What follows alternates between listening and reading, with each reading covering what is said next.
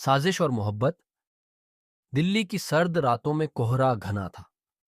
आयरा मेहता, एक मशहूर crime reporter, अपनी तेज चाल में हमेशा किसी न किसी साजिश के पीछे भाग रही होती थी। उस रात भी वो एक खास खबर के सुराग में निकली थी, लेकिन उसे नहीं पता था कि यह सफर उसकी जिंदगी को हमेशा के लिए बदल देगा।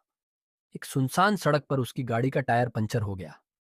आयरा झुंझलाते हुए गाड़ी से बाहर निकली और देखा कि दूर से एक ब्लैक एसयूवी आ रही थी। गाड़ी उनके पास आकर रुकी और शीशा नीचे हुआ। अंदर बैठा शख्स गहरे भूरे रंग की जैकेट पहने था, आंखों में एक रहस्यमयी चमक। मुश्किल में लग रही हो, उसने धीमे से कहा। आयरा ने गौर से देखा। तुम कौन हो? उसने संदेह से पूछा। राहिल शेख, एक नाम जिसने दिल्ली के अंडरवर्ल्ड में टहलका मचा रखा था। राहिल एक शातिर क्रिमिनल था, लेकिन अफवाहें कहती थीं कि वह अपने दुश्मनों को खत्म करने के लिए खुद पुलिस से भी तेज खेल खेलता था। तुम यहां क्या कर रहे हो? आयरा ने पूछा। शायद वही जो तुम करने आई हो, राहिल ने मुस्कुराकर कहा।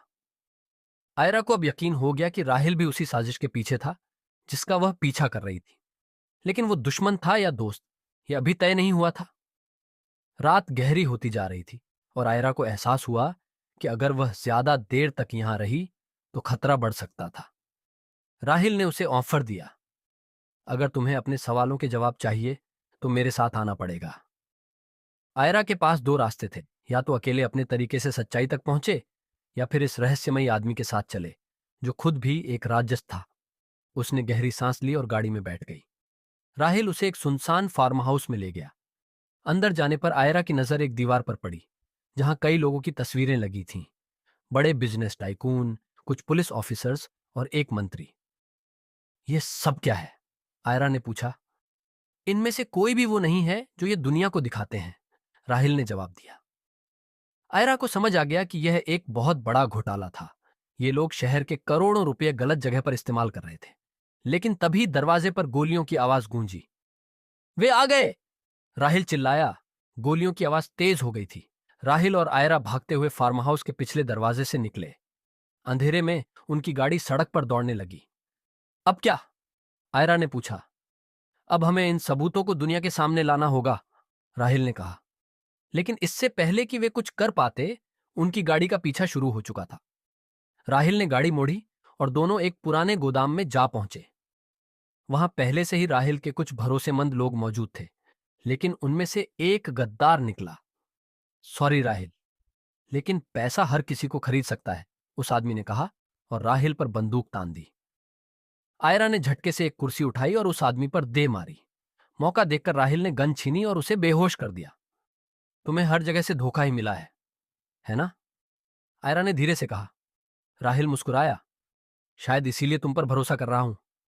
रात भर की भागदौड़ के बाद दोनों ने वह सबूत एक मीडिया हाउस तक पहुंचाया, लेकिन सच्चाई सामने लाना इतना आसान नहीं था।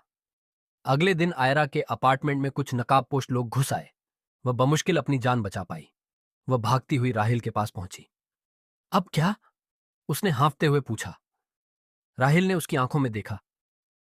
अब हमारे पास दो ही रास्ते हैं, या तो मर जाए या फिर वो करें जो कोई सोच भी नहीं सकता। और वो क्या है? उनके ही तरीके से उन्हें हराना। राहिल और आयरा ने मिलकर एक प्लान बनाया।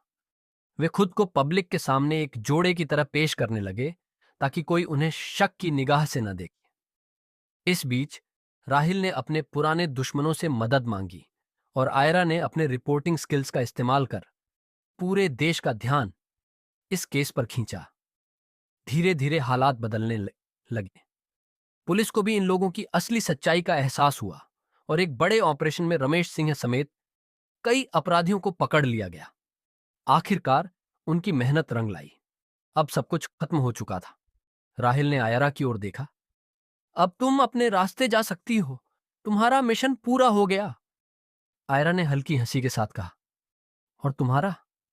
राहिल ने गहरी सांस ली। मुझे नहीं पता, शायद अब एक नई जिंदगी शुरू करूं।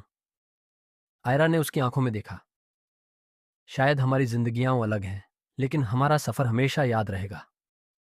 राहिल मुस्कुराया और धीरे धीरे अंधेरे में गायब हो गया। आयरा ने एक आखिरी बार पीछे मुड़कर देखा।